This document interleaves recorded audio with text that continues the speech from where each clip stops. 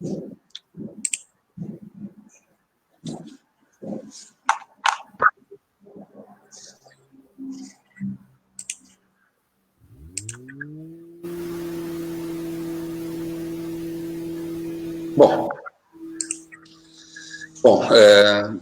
voltamos, peço desculpas a quem nos acompanhava, a gente precisou fazer essa mudança, e a mudança incidia numa desconexão e reconexão. Muito bem, então agora eu convido a nossa colega do campus Sapiranga e esse colega lá do campus Venâncio, né, quando a Chayane saiu, eu não tinha chegado no campus ainda, já era a colega Ana, que estava lá, né, e então nós não chegamos a nos encontrar por lá, né, e agora está lotado no campus Sapiranga, né, então Chayane, te convido a te apresentar e falar. Te agradeço por ter aceito o nosso convite também.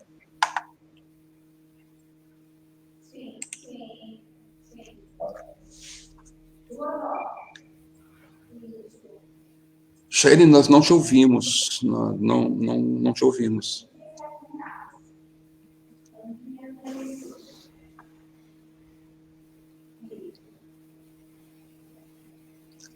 Não, nós te enxergamos, mas não te ouvimos.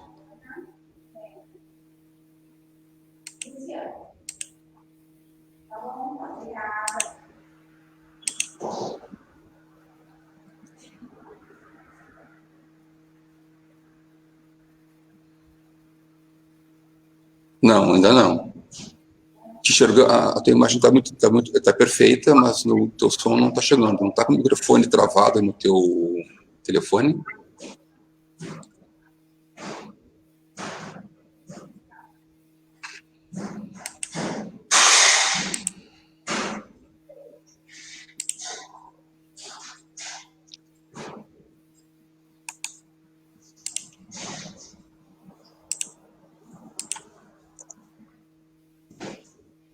Ainda não. Não, nós não te ouvimos também ainda.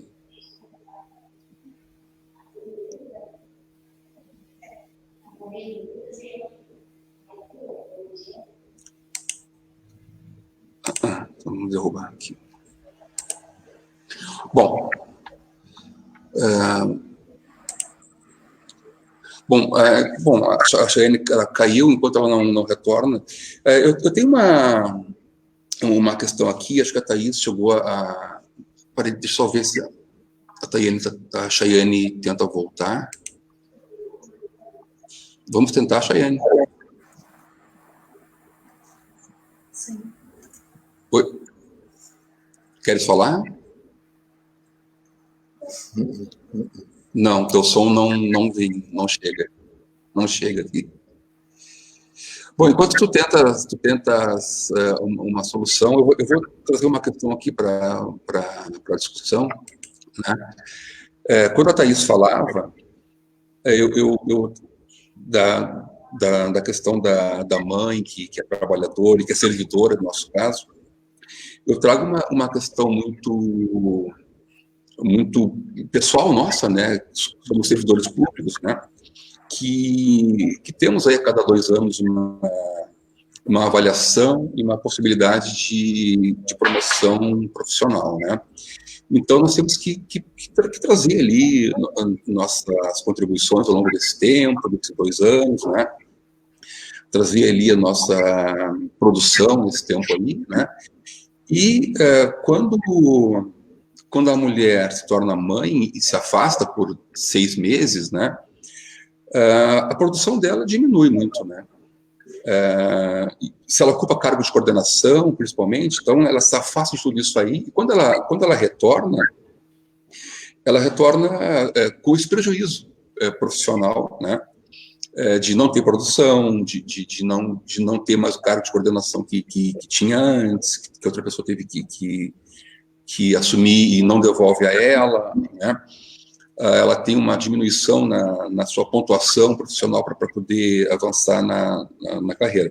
Como é que vocês veem isso, enquanto a Chayane está ali se organizando?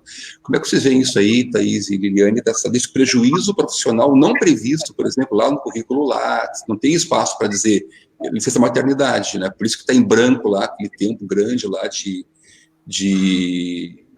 produção dela. Como é que se vê esse prejuízo que a mãe pode ter, ou que a servidora pode ter quando se torna mãe? Thaís. Então, né, eu passei por essa experiência 3 vezes, né? Eu me afastei para licença maternidade, nas 3 vezes eu retirei 6 meses de licença maternidade, né? E realmente, assim, a lógica que está posta nesse processo de promoção, vamos dizer assim, né, ou até mesmo de gerenciamento das instituições, ele exige uma dedicação que muitas vezes não está em consonância com a maternidade, com a paternidade, né, diria assim, quase 100% das vezes, né, é uma dificuldade bastante grande, assim, em relação a isso, né? A exigência acaba suplantando um pouco as condições humanas das pessoas, né? Então, por isso que quando eu falo da gente poder trabalhar essas questões institucionalmente também, é trabalhar a cultura, né? A cultura organizacional, a gente não vai fazer um novo mundo possível, né? E esse novo mundo, ele precisa começar. A academia é um dos lugares mais conservadores que tem, né, onde é sempre uma disputa entre um mundo tradicional e um mundo inovador, uma perspectiva inclusiva, né. Então, eu penso que isso é necessário tensionar, né, constantemente.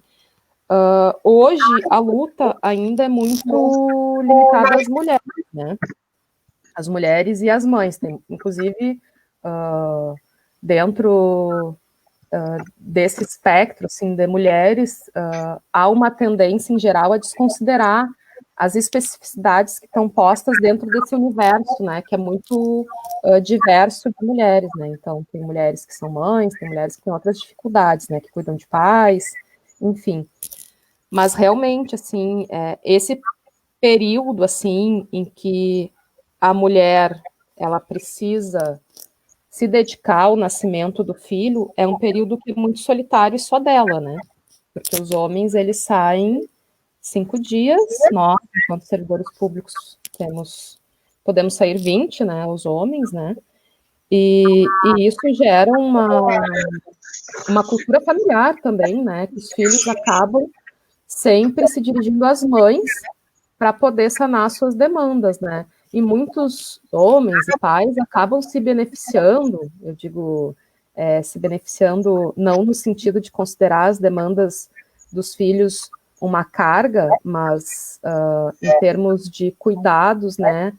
Os homens acabam se dedicando mais ao lazer com os filhos e as mulheres mais aos cuidados, em função dessa desigualdade que se gera no começo da vida deles, né?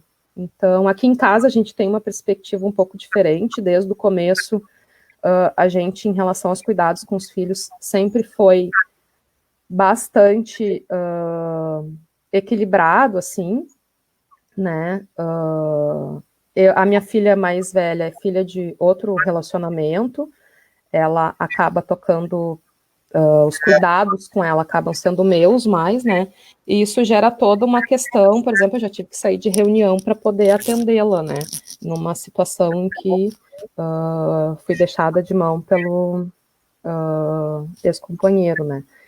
Enfim, são coisas assim que impactam, né, e para quem precisa de publicação para ter sua, ou participação em outras ações para ter a sua progressão e para poder trabalhar de maneira, ou até mesmo ter uma promoção, isso tudo tem um resultado de médio e longo prazo, né, porque isso tudo conta, né, e não há uma política que reverta essa situação. Ela fica muito na questão do ativismo ainda, né, embora haja propostas de se tentar minimizar isso, né. Não sei se eu consegui, de alguma forma, atender a pergunta. Não, acho que sim. Deixa eu voltar. A Liliane também quer falar sobre isso também? Uhum. A gente tem, por exemplo, fora, né, a experiência que a Thaís passou, que eu acabei também vivenciando, né, na licença maternidade, saindo dela, tem uma pesquisa bem interessante de mestrado, né, que eu tive a satisfação de ser banca, de uma colega nossa, a Letícia Krause, que é psicóloga também da reitoria, só que no NAS. Ela defendeu o mestrado dela sobre licença maternidade, né, sobre essas questões que a gente está conversando. E por unanimidade, né, havia uma grande dificuldade das nossas colegas, né, mães, retornarem ao trabalho após essa licença maternidade, né? Muitas, inclusive, pensando em se exonerar, né? Tamanho era o conflito psíquico que as mamães ficam, né? Entre os cuidados maternos e tudo que envolve os primeiros meses, né, de cuidados com o filho recém-nascido e o retorno ao trabalho. Então, tamanho dos conflitos, muitas pensavam em se exonerar. Então, eu só queria trazer esses dados dessa pesquisa, que foi bastante interessante, foi na nossa instituição, né, no IFSU, mas que eu acredito que isso deva acontecer nos outros lugares também. Imagino aquelas mães que nós ainda nos consideramos, de certa forma, beneficiados, né, tendo 6 meses de licença, porque muitas mães têm 4 meses de licença maternidade, né? Então, trago esses 2 pontos aí para contribuir nessa tua questão, professor Marcos. Essa é uma reclamação que é bem comum, assim, né, de servidoras que se tornam mães do prejuízo profissional, até de avanço na carreira. Bom, vamos ver, a colega Chayane, ela fez a conexão.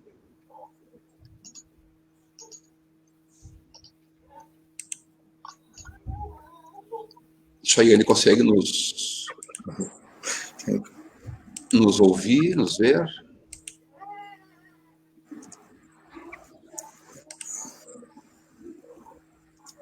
Neito, quer encaminhar uma questão enquanto a gente acerta aqui? Claro que sim. Primeiro, assim, eu gostaria de parabenizá-las, né, pelas falas, né. Eu acho que, apesar de percursos, não apesar, né, mas os percursos diferentes, nesse caso, eles só enriquecem a nossa reflexão e a nossa atividade. Poderíamos abordar esse tema dos dilemas da trabalhadora mãe em tempos de pandemia, diversas perspectivas, né, diversas abordagens. E talvez a que ganha muita força nesse momento é a partir do feminismo, né? Fala-se muito hoje em feminismo como se a simples oposição com o machismo resolvesse todos os nossos problemas. Mas também é preciso nós termos atenção ao movimento feminista, talvez de maneira mais profunda. A reflexão com o pensamento, com a desconstrução das injustiças na sociedade. Fico pensando que na fala, então, da Thaís, aparece muito esse peso, essa tensão cultural, né, entre a condição de ser mãe e os próprios dilemas e as tensões culturais. Pensei também, Liliane, que na tua fala e nessa atividade de escuta que estamos, né, oferecendo institucionalmente, pensando naquela dobra que o Rubem Alves fala, né? Nós temos hoje, espalhado aí pelo planeta, muitos cursos de oratória, mas não escutamos, né, não encontramos cursos de escutatória. A importância da escuta, né? Mas eu gostaria, a minha pergunta, a minha provocação ela vai tentar trazer esse debate para o nosso campo de atuação profissional, que são as instituições educacionais, os institutos federais, né? Ainda muito pequenos, nós percebemos que as crianças já começam a lidar com expectativas que a sociedade deposita em cada um.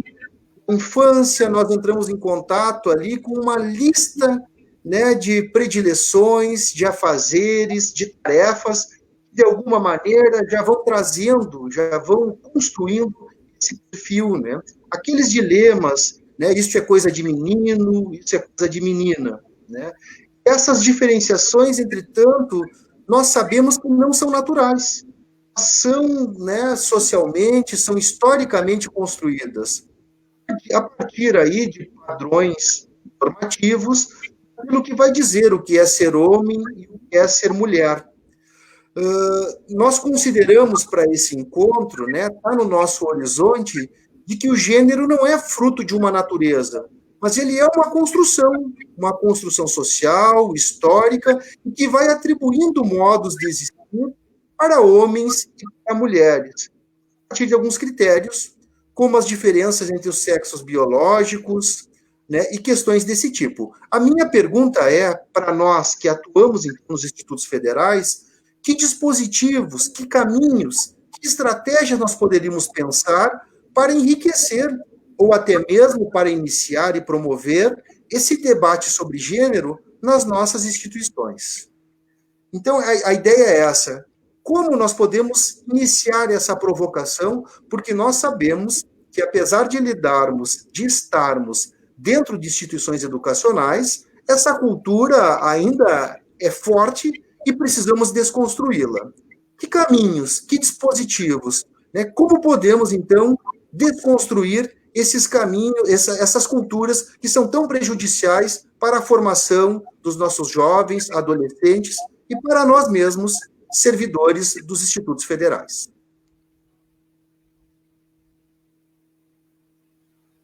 Repasso a pergunta, então, Marcos.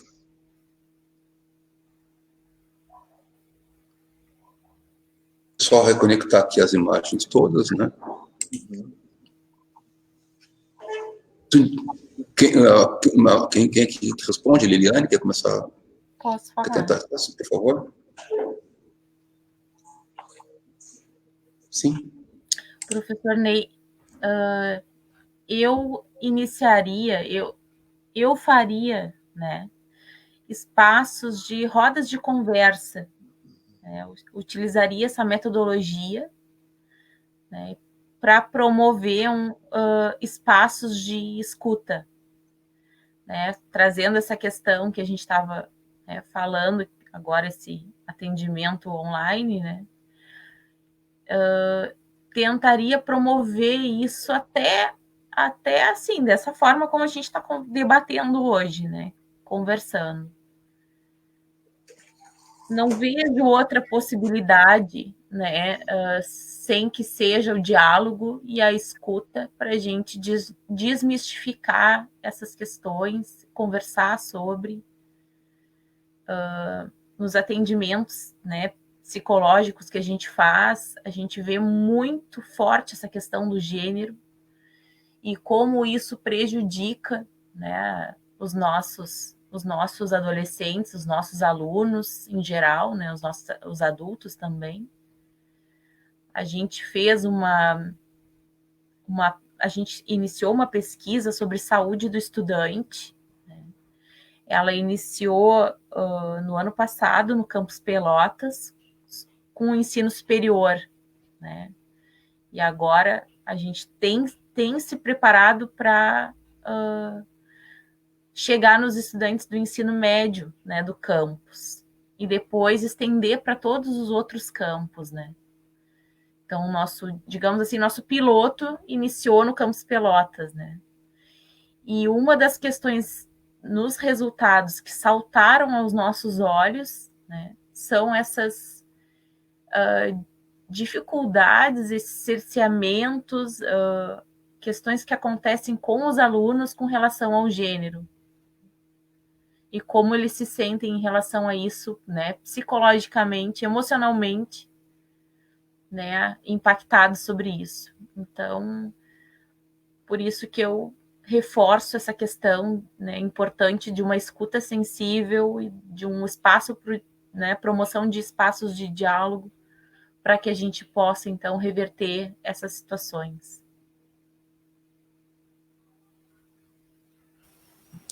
Thaís? Eu acho bem importante, assim, né, que a gente consiga trazer para o nosso espaço institucional, que é onde a gente consegue efetivamente atuar, né, essas discussões, né. A gente, o mundo está posto, né, é o que é. Ele vai se desconstruir a partir dos tensionamentos que forem feitos, né. A gente sabe que as políticas públicas, as leis, as políticas institucionais, elas são postas por quem detém o poder, né? Por quem o poder não é detido, né? Mas que nas relações acaba se constituindo enquanto detentor daquele poder, né? Então, o tensionamento vai ser necessário ser feito, né? Seja um tensionamento mais forte em alguns momentos, seja um tensionamento mais orgânico em outros, né? A partir da participação efetiva e da fala em todos os espaços que a gente pudesse constituir dessa nova perspectiva, né? Os estudos de gênero, os estudos feministas, eles trazem uma nova perspectiva de olhar o mundo, né? Ele não é apenas uma teoria sobre um mundo existente. Ele traz soluções e ferramentas para que a gente repense o mundo a partir de uma nova realidade, né? Então, nesse sentido, eu acredito que a partir da atuação individual de cada um, dos tensionamentos, né, que não necessariamente sejam conflitos, né, mas que eles possam gerar resultados. Além disso, o fortalecimento das ações institucionais, né, tais como programas de ações afirmativas. Ali no IFRS a gente tem um programa de extensão que dá bolsas e auxílio para ações, para projetos de ações afirmativas, né? Fortalecimento dos núcleos, né, do NEPEGS, do NEAB, do NAPNE, mas não como um reduto desse saber, mas como um multiplicador desse saber, né? Porque muitas vezes essas questões, elas acabam ficando reduzidas a esses espaços, né? Quando na realidade ela precisa extrapolar esses espaços e ser jogado de maneira transversal nos cursos, nas ações de extensão, em todas as ações, né? Então eu acho que fortalecer esses núcleos, mas dentro de uma ação institucional, né? Eu acho que outra questão também que é muito importante é a pesquisa, né? O levantamento de dados, né? Saber quantos servidores e quantas servidoras temos, quantos estudantes meninos, quantos estudantes meninas temos nos cursos, né? É uma coisa que chama atenção quando a gente entra em algumas turmas de alguns cursos, né? Imagino que mecatrônica deva ser a mesma realidade, né? Que você entra numa turma e só vê meninos, né? Muitas vezes são turmas grandes e só tem meninos. Por que se chega, né, nesse retrato, né? Nessa situação? Né? Não é um problema que acaba sendo só institucional, acaba sendo um problema bastante cultural, né? Mas que a gente pode, de alguma forma, pensando lá desde o começo, né? Por que essas meninas não entram? Por que depois que elas entram, elas saem? Daí tu vai olhar, a maioria dos professores dessas áreas são homens, né?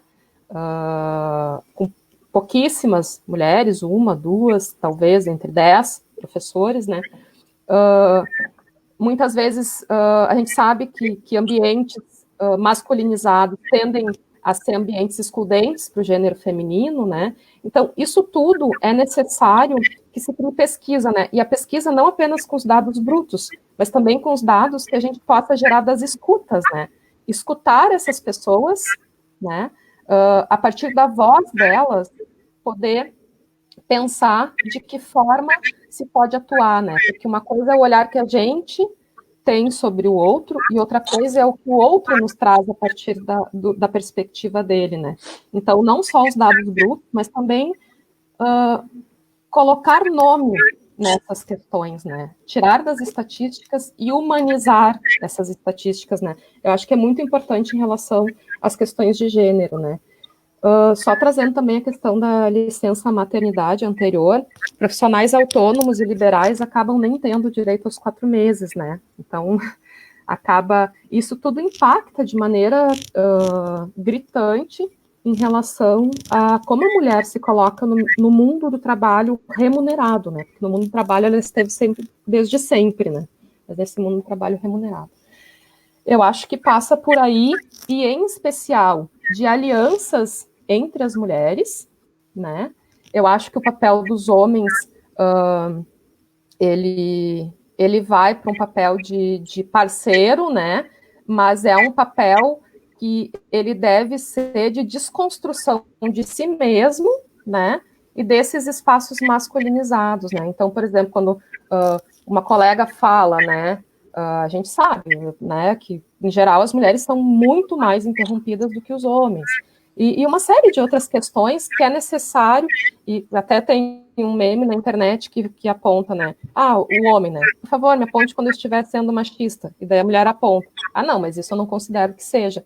Enfim, é uma necessária desconstrução, inclusive entre as mulheres, né? Que muitas vezes é a cultura, né? Acabam sendo criadas na cultura para que inveje outras mulheres, né?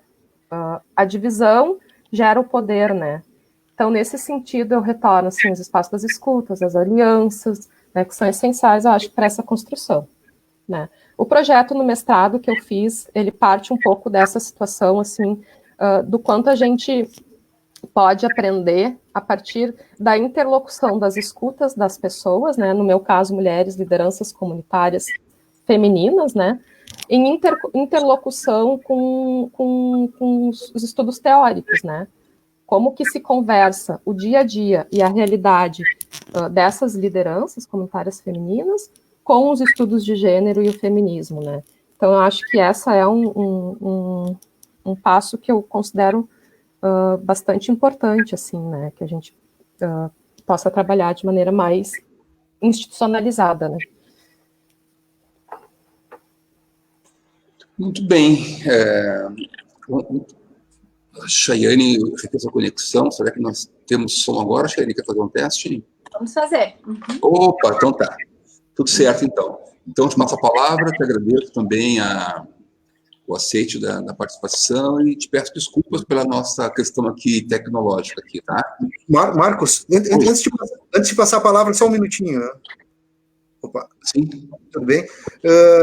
Primeiro, eu acho que a minha provocação me parece também que nós ficamos pensando essa questão da promoção do debate sobre gênero na escola do nosso lugar como servidores, né? E depois, né, eu vou tentar provocar para estendermos isso para a condição das estudantes mães, né? Como que nós estamos, de alguma maneira, pensando esse lugar. E também aproveitaria aqui, né, só para dar novamente um bom dia para aqueles que estão nos acompanhando, para Madeleine, lá de Juí, que está nos acompanhando, Darcy, para a Lica, lá de Lavras do Sul, então, para a nossa colega Ângela, que agora nos acompanha, mas só para dar um bom dia, e de fato precisamos fortalecer esses espaços, e precisamos fortalecer também as nossas articulações para pensar temas que nem sempre são prioridades na nossa instituição, no sentido que não estão na nossa agenda do dia, né? Parece que a preocupação com a educação muitas vezes silencia dilemas como esse que estamos tratando aqui. Então, acho que depois eu estico um pouco mais o papo, e agora passamos, então, para a Chayane.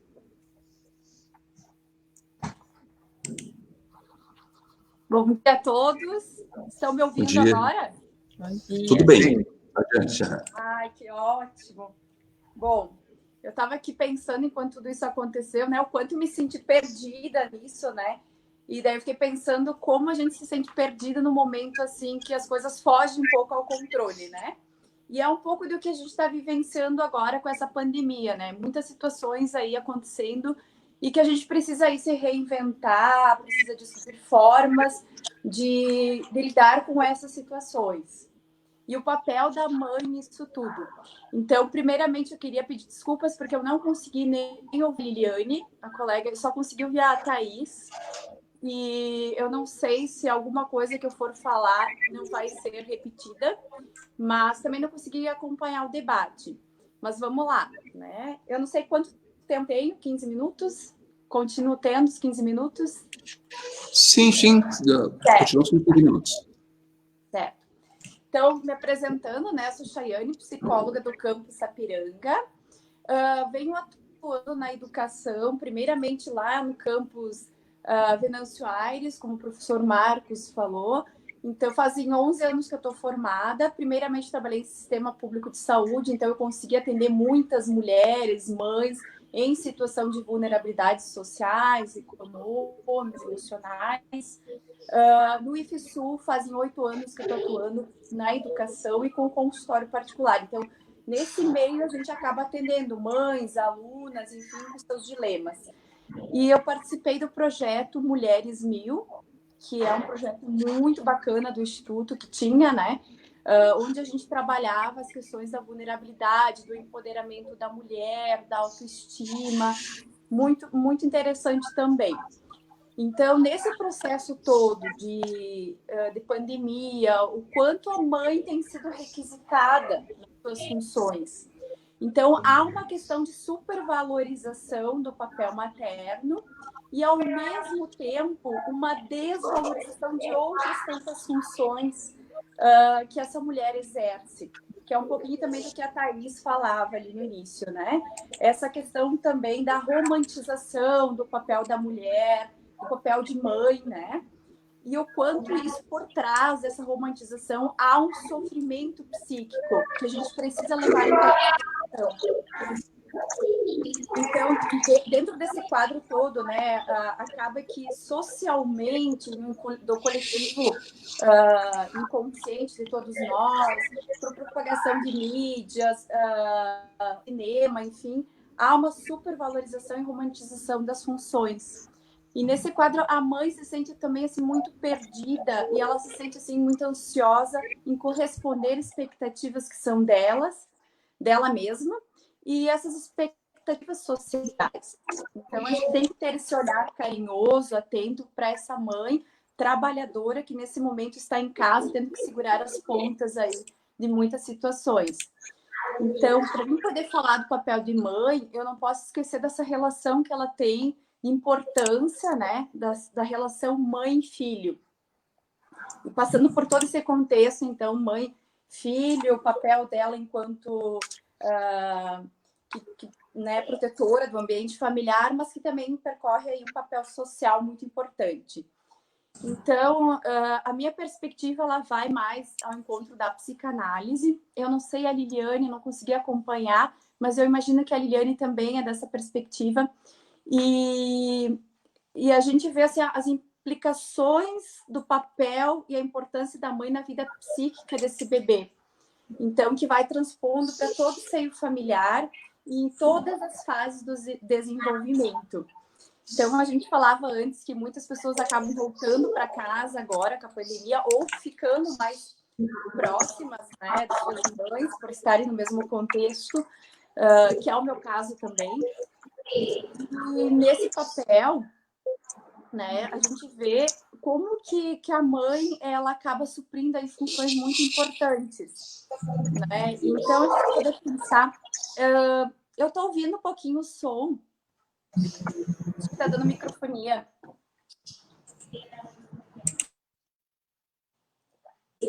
Era o meu microfone que estava ligado, desculpa. Ah, tá. Certo. Então, a mãe, essa importância do vínculo materno, né, que eu falava, que vai desde o papel de holding, que é dar essa sustentação, né, que faz esse papel de proteção, de amparar, dar significado às angústias desse bebê, né, e ao mesmo tempo essa mãe que serve tanto como seio bom como seio mau. Esse é um conceito da Melanie Klein, que é uma psicanalista, que muito estudou a relação mãe e filho.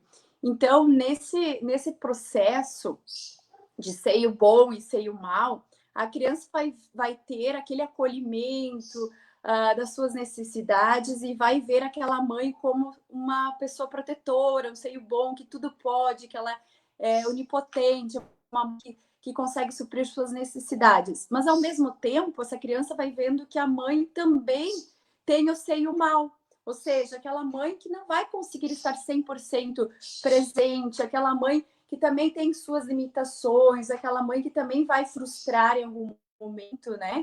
Então, o que acontece? Que muitas pessoas seguem as suas vidas separando, fazendo essa dissociação entre seio bom e seio mau. São pessoas que muitas vezes são extremistas, pessoas, seja na política, seja nas suas ideologias, pessoas que não conseguem integrar o bom e o mal numa mesma pessoa. E acaba idealizando muito esse papel da mãe. E essa idealização acaba fazendo com que essa mãe tenha uma sobrecarga emocional muito grande, de ter que estar sempre correspondendo a essas expectativas. Então, a gente tem que ter esse cuidado, né? E entre outros papéis, né, que a mãe vai desempenhando. Essa mesma mãe, ela sai para fora dos espaços para poder trabalhar e para poder encontrar esse reconhecimento social que muitas vezes ela não encontra nas suas funções maternas ou em casa, né? Quem fica mais trabalhando em casa. E ela acaba se doando muito mais, muitas vezes, no processo de trabalho para poder encontrar esse reconhecimento social. Porque sim, né, a gente vive uma sociedade ainda muito machista, uma sociedade que ainda não valoriza o papel da mulher como deveria no mercado de trabalho. Então, né, todos esses papéis que a mãe tem que desempenhar, todas essas funções, essa dupla, tripla jornada aí de trabalho, até mais, né? Acaba que essa mãe ela se sobrecarrega de funções e acaba que para poder suprir, para tirar um pouco desses determinismos sociais, para poder romper com isso, ela se doa muito mais. Então, há um sofrimento intrínseco do trabalho que é muito importante a gente levar em conta, encontrando espaços de recolhimento. Então, toda vez que a gente supervaloriza esse papel, a gente também tem que ver o quanto nós não estamos contribuindo enquanto pessoas para, seja qual função que a gente está, né, para ampliar muito mais essa questão da mãe, né, dessa situação de sofrimento. Então, a gente tem que ter bastante esse cuidado. E esse é meu alerta que eu venho trazer aqui para as pessoas que estão nos ouvindo, né? Acredito que muitas pessoas são mães, mas tem outras pessoas que não são e que podem pensar um pouco que papel que tu está colocando a mulher, essa mãe. Então, se ficarmos mergulhados... Eu vou ler uma passagem que eu escrevi aqui, que é do Dejurs, que é um autor que ele é psicanalista e ele trabalha muito com a psicodinâmica do trabalho. Ele estudou muito o papel do trabalho na vida das pessoas como fonte de prazer e sofrimento psicológico. E ele também desenvolveu pesquisa com mulheres. Então, ele traz uma passagem que eu acho muito interessante para a gente refletir, que vem nessa perspectiva.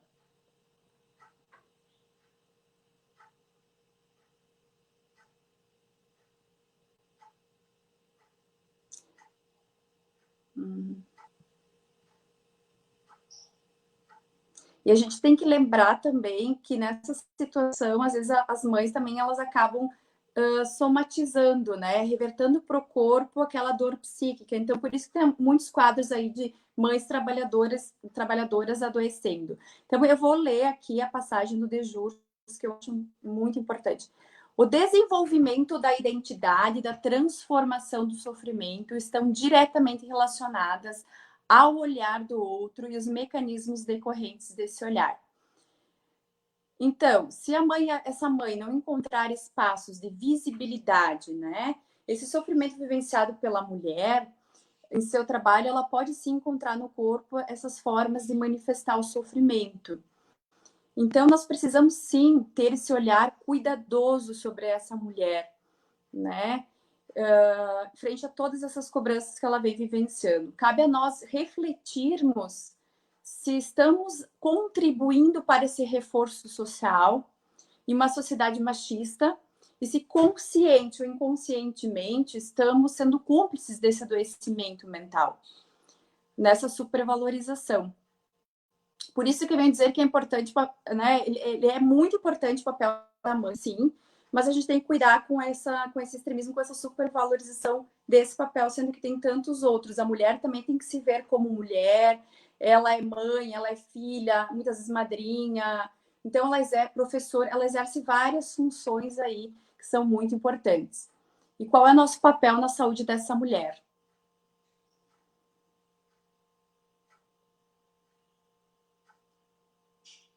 E por fim, né, eu trouxe algumas questões aqui que eu acho que é fundamental para você que é mãe, que está aqui nos ouvindo, para poder refletir, poder pensar um pouco sobre a sua psiquismo, como você está se sentindo nesse momento, qual é seu papel na sociedade, se você está conseguindo valorizar outras funções, né?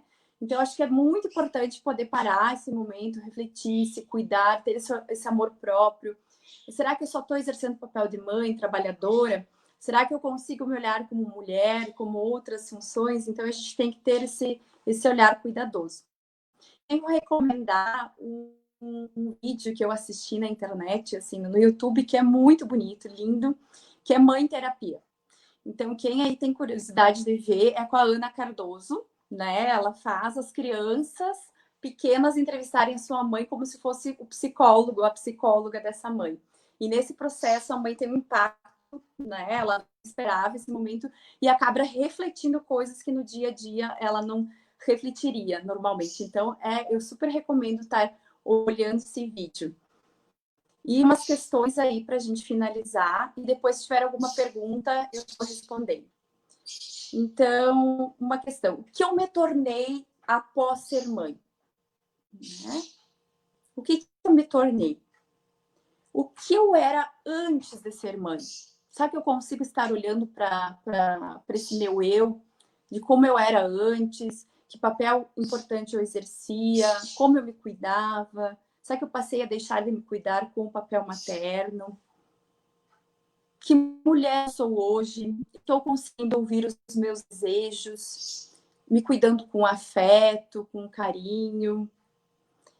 Né? Então, são algumas questões que eu trago para reflexão, para que a gente possa ter aí um olhar atento e cuidadoso e a gente não cair nessa romantização e termos esse cuidado com a saúde psíquica dessa mãe trabalhadora. Eu tentei ser bastante breve aqui, eu não sei quanto tempo que a gente tem, mas acho que me coloco à disposição agora para tirar algumas dúvidas, para a gente continuar essa conversa.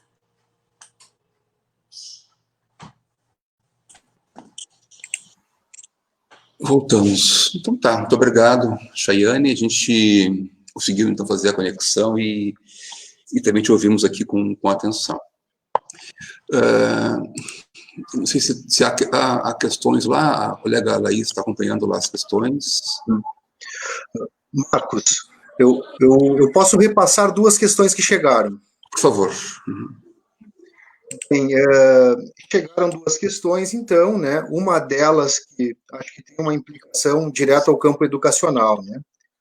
Poderiam comentar sobre o impacto específico da intensificação das tarefas escolares sendo transferida para as famílias, responsabilidades e atribuições que seriam dos professores.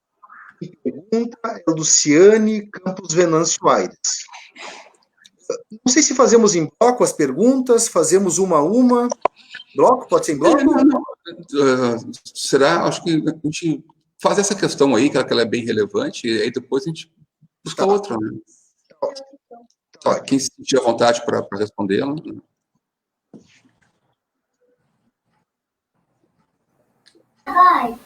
Em relação às tarefas encaminhadas para as crianças, né? Acho que é isso. Isso. A Luciane é uma colega lá em que trabalha com assistência estudantil, né? Ela pergunta então assim, ela pede que a intensificação por agora então para famílias, né? e que antes diziam que eram só dos professores, a tarefa. Somo aí essa pergunta dela, há uma tentativa circulou pela internet aí, a divisão do salário dos professores, né, em função dos pais terem que atender os filhos em casa, como se não fosse tarefa dos pais também, a educação dos filhos, né? Chayane, eu não... tá me ouvindo? Eu realmente, assim, não tem como a gente escrever no chat as perguntas, porque o som tá bem ruim para mim ouvir.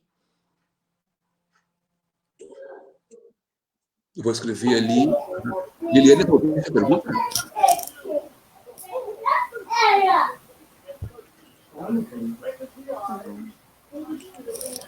Eu posso ir respondendo enquanto Pode. o Marcos escreve ali no chat a pergunta, em relação à questão das escolas repassarem para as famílias a questão do conteúdo, né?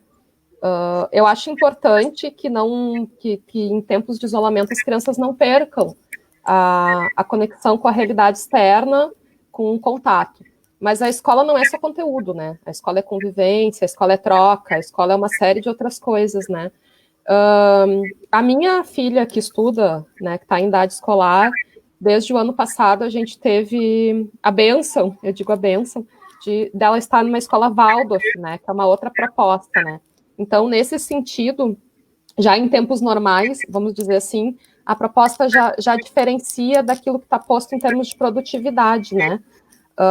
Para além de isso sobrecarregar as crianças, né, sobrecarrega as mães e pais, né, em especial as mães, né, que é mais uma função ainda, vamos dizer, a 9ª jornada das 8 que as mulheres já têm, né, que é de ser professora dos seus filhos também, né.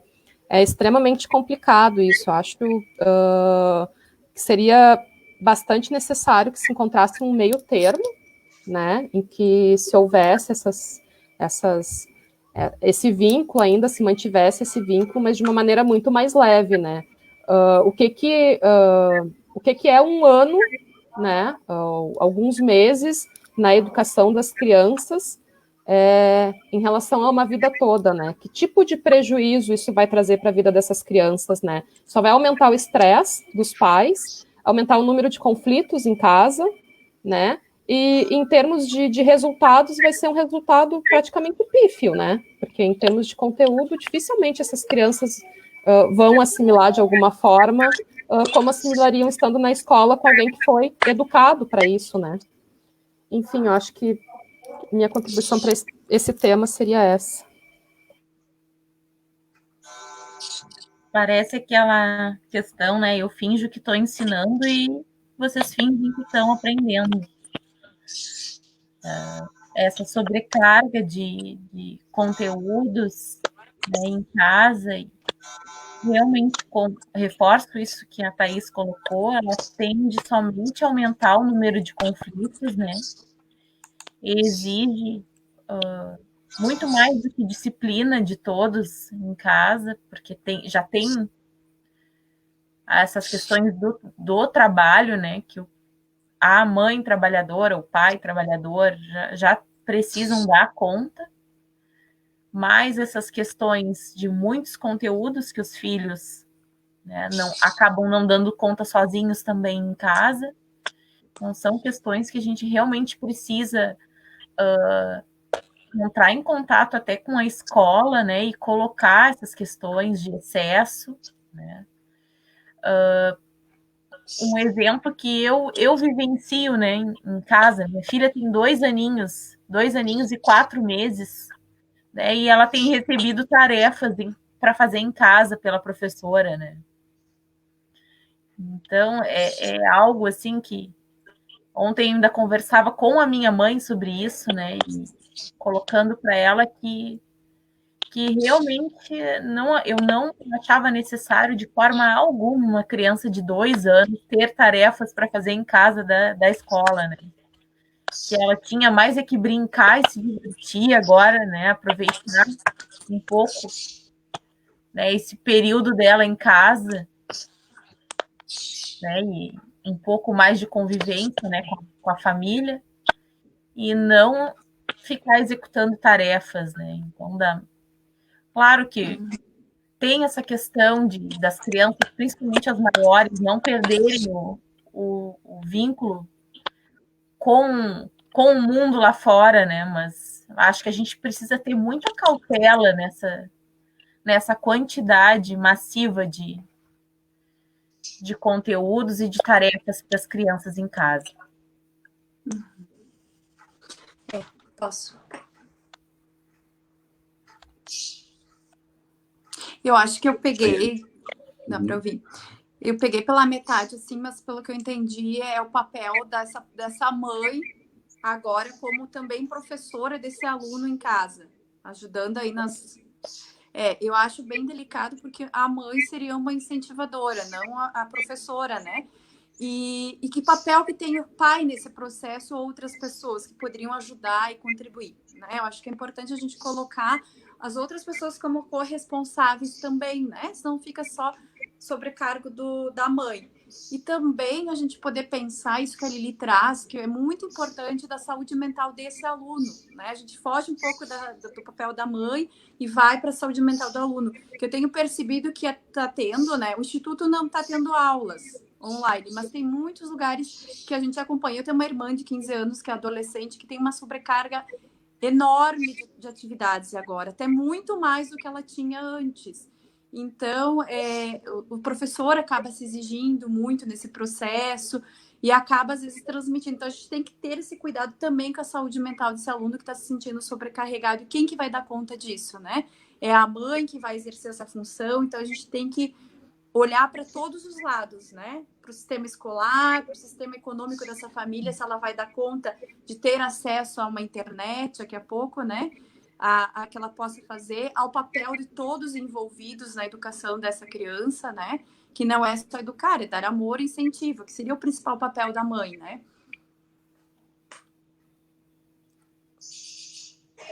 Muito bem. Neito, falaste uma segunda questão. Deixa eu só localizá-la aqui. Bem, a segunda questão, ela é enviada pela Sabrina Correia, que é professora de filosofia e também psicóloga, e ela diz assim, então, né, entrei há pouco agora na nossa live, não sei se isso já foi tratado, né, mas não seria também uma questão de discutirmos sobre o quanto conseguimos lidar com a nossa castração, porque isso implica na projeção a ideia de mulher-mãe. Essa é a pergunta da Sabrina, então, que manda lá de Juí. Sim. E o quanto nós... esse é um termo bem da psicanálise, né? E o quanto, né, a gente acaba, assim, pegando esse papel. Eu não sou mãe, né? Então, até quem for mãe, a Lili também pode falar, mas há um papel que a gente fala na psicanálise, que somos castradas enquanto mulheres, né? Então, quando a gente recebe aí a função materna, é como se a gente se sentisse muito valorizada com isso, né? E acaba que a gente também se sobrecarrega nessa função. Então, a gente é como se ser mãe... Nossa, agora eu sou mãe, então eu tenho um papel social muito grande. Então, a castração desse papel, ela é importante também pelo pai, quando ele coloca, né, limites nessa relação mãe e filho. Eu também tenho que entrar, então o pai também se fazer presente nessa relação, e a mãe também deixar espaço, porque muitas vezes a mulher também se sobrecarrega. Nós, enquanto mulheres, também não damos espaço para o outro. Então, acho que é importante a gente fazer esse exercício de dar esse espaço, mas também do homem se deixar e se fazer entrar nessa relação e contribuir aí com as inúmeras funções. Lili? Não, eu concordo plenamente, né? E às vezes a própria mulher, ela mesma se sobrecarrega, né? Ela mesma pega todo o peso e coloca nas suas costas, né? Então fica um jogo muito complexo e é importante. Mais uma vez a gente, né, volta para a questão do diálogo e da importância de se conversar, de se dividir os papéis, de se compartilhar, né? teve um ponto da minha fala, Chay, que eu também trouxe essa questão de cada um contribuir, né, nos cuidados em casa, né?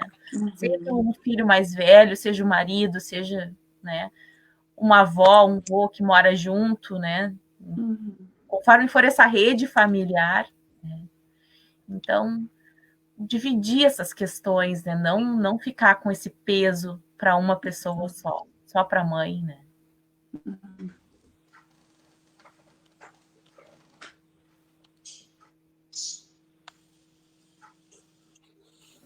Ok. Eu não sou estudiosa da psicologia, mas eu vejo muito assim essa questão relacionada à figura do falo como centro da nossa cultura, né? Então, tudo que não se remete a esse poder masculino falocêntrico acaba sendo entendido como uma falta, né? E essa falta como uma coisa que torna aquele sujeito como menos valorizado, né? Então, eu entendo como primordial essa questão da gente ver essas construções que são feitas e que vão entranhando, né, nas nossas constituições enquanto seres humanos nessa cultura, né?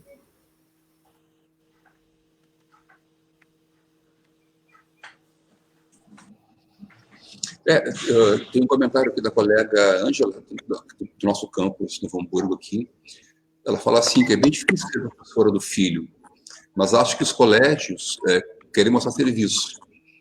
Para quem trabalha na iniciativa privada, tem a cobrança para não perder o emprego. Tem as questões de ansiedade das próprias crianças, que também estão sofrendo por estar em casa fechada, isso é verdade, né?